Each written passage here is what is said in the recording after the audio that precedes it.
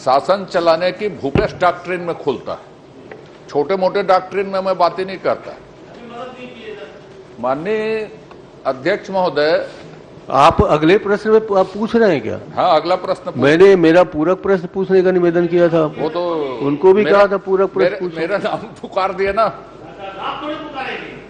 देखिए माननीय अध्यक्ष महोदय, मेरे प्रश्न में telecommunication consultant India limited, water and power consultancy service limited, मूर्ति बनाने से जिसका कोई दूर दूर का संबंध नहीं है, उसको राम वनगमन पथ की मूर्ति बनाने का ठेका मिला मेरे कंसल्टेंसी का।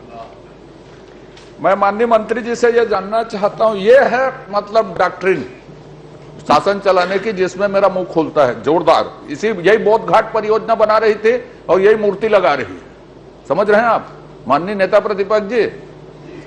आपने उत्तर दिया है कि ड्राइंग डिजाइन एसओआर स्वरूप अनुबंधित एजेंसी टीसीआईएल और वापकॉस द्वारा तैयार किए गए। तो मूर्ति लगाने के ड्राइंग डिजाइन और एसओआर विशेष रूप से क्या थे?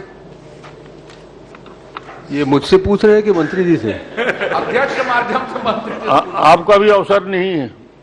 उन्होंने मेरी तरफ इशारा किया इसलिए बैठिए।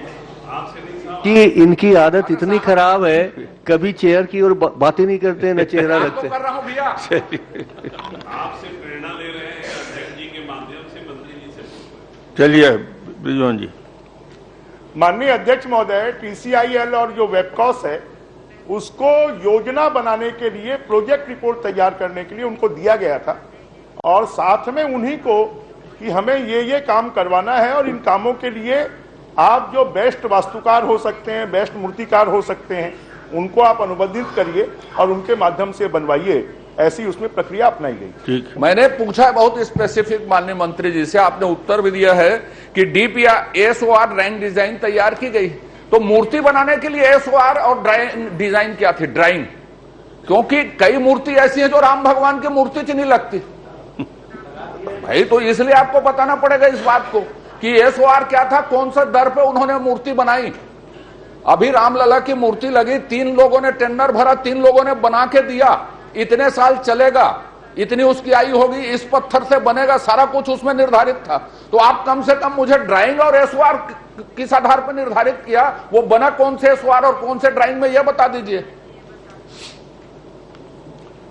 माननीय अध्यक्ष महोदय, क्योंकि इसका डीपीआर टीसीआईएल ने और वेबकॉस ने तैयार किया और वेबकॉस ने तैयार कर उसको शासन ने बता दिया कि इतने स्थानों पर मूर्ति लगाना है, इतने स्थानों पर डेवलपमेंट करना है और उसके लिए आप प्रोजेक्ट रिपोर्ट बनाकर करिए, क्योंकि इसमें इन दोनों कंपनियों को ही पूरा अधिकार दिया गया था। ड्राइंग डिजाइन भी उन्हें ही बनानी है, टेंडर भी उन्हें ही करना है, अलॉटमेंट भी उन्हें ही करना है।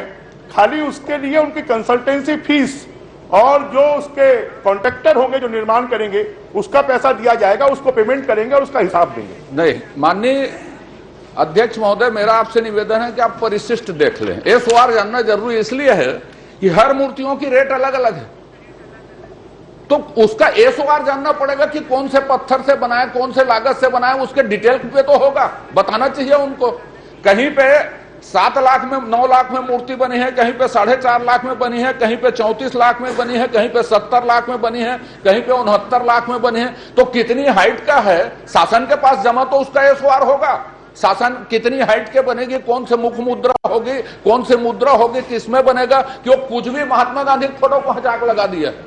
ये तो आपको बताना चाहिए कि क्या एसओआर है, किस आधार पर, क्योंकि आप देखिए दर अलग अलग है सबके। माननीय अध्यक्ष महोदय, माननीय अजय चंद्राकर जी भी मंत्री रहे हैं।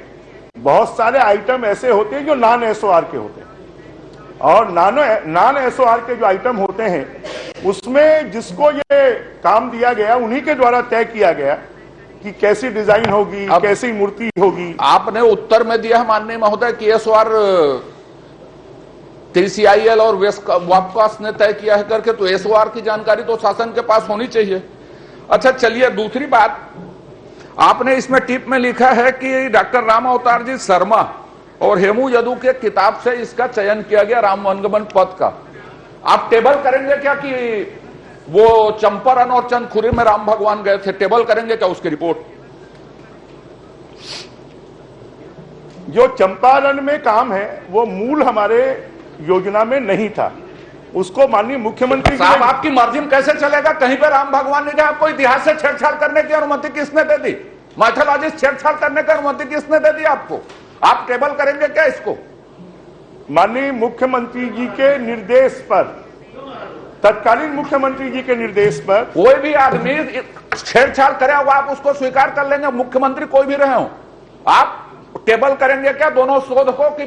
चंदखुरी और क्या बोलते हैं चंपारण हो गए थे, आप टेबल करेंगे क्या रिपोर्ट को, ताकि प्रदेश की पूरी जनता जाने ना संस्कृति के साथ छेड़छाड़ करने का अधिकार किसी को नहीं है, चाहे वो मुख्यमंत्री की रहे कोई भी रहे।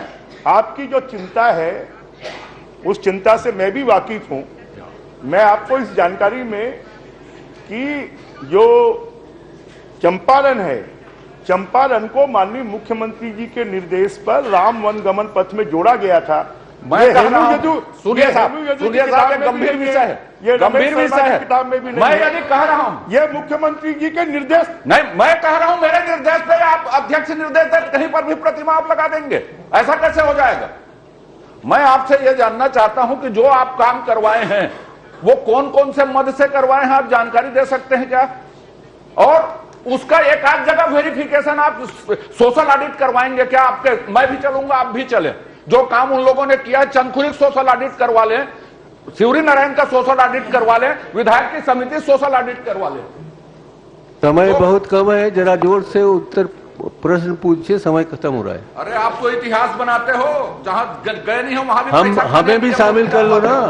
मैं माननीय ये क्योंकि एक गंभीर विषय है और चंदखुरी में प्रभु राम की जो प्रतिमा लगाई गई उसके मामले को लेकर भी लोगों में बहुत नाराजगी है।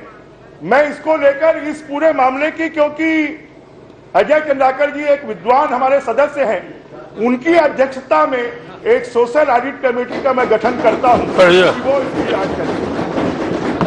उस मूर्ति के नीचे लगता है कि इसके बाद विद्वान जी, प्रश्न उस मूर्ति के नीचे भगवान राम का नाम लिख दीजिए ताकि लोगों को कंफ्यूजन ना हो।